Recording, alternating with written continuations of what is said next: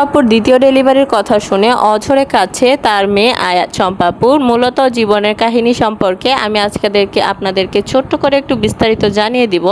শম্পাপু মূলত জন্মের পর থেকেই তার বাবার বাসায় বেড়ে ওঠে এবং আপনারা হয়তোবা অনেকেই শম্পাপুর বাবার বাসার ভিডিও দেখতে পান না। সালাম ভাই হচ্ছে সবসময় তার ফুফা শ্বশুরের বাসায় গেলেও তার নিজের শ্বশুরের বাসায় তেমন একটা দেখা যায় না তাকে, বা ভিডিওতে তো সে কখনোই দেখায় না। তো সেক্ষেত্রে অনেকেরই প্রশ্ন যে শম্পাপু কি তাহলে কোনো ঝগড়া হয়েছে কিনা তার ফ্যামিলির সাথে। তো আজকে আমি আপনাদেরকে সবটা ক্লিয়ার করে জানিয়ে দিব। শম্পাপু এবং সালাম ভাই হচ্ছে রিলেশন করে বিয়ে করেছে কিনা এটাও অনেকের প্রশ্ন। তো সেটা নিয়ে এখনও সালাম ভাই কিছু বলেনি, তবে শ্বশুরবাড়ি নিয়ে মুখ খুলেছিল একবার সালাম ভাই জানিয়েছে যে শম্পাপুকে নিয়ে সে যায়, হয়তোবা তার পার্সোনাল লাইফটা পুরোপুরি সোশ্যাল মিডিয়াতে তিনি শেয়ার করেন না। তবে এবার শম্পাপু দ্বিতীয়বারের মতো মা হতে চলেছে।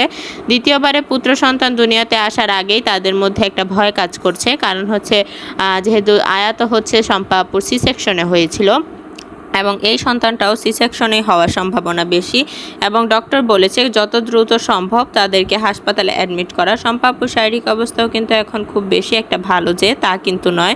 শম্পাপু জানিয়েছে যে সামনে মাসের 15 তারিখে তারা হচ্ছে হসপিটালে অ্যাডমিট হবে, তবে সামনে মাসের 15 তারিখেই তাদেরকে সিজার করে তার পুত্র সন্তান বের করা হবে কিনা সেটা এখনও বলেনি শম্পাপু।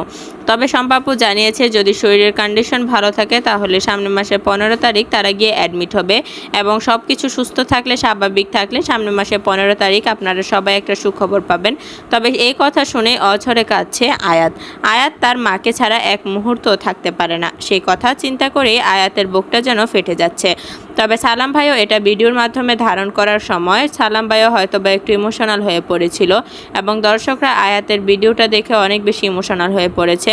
এবং শম্পাপুর জন্য সবাই দোয়া করবেন, এবং শম্পাপুর জন্য সালাম ভাইও দোয়া চেয়েছে। শম্পাপুর হচ্ছে দ্বিতীয় সন্তানটা যেন আল্লাহ সুস্থভাবে দুনিয়াতে আনে, সেটাই দোয়া রইল শম্পাপুর প্রতি। আর সবাই হচ্ছে বেশি বেশি করে দোয়া করবেন।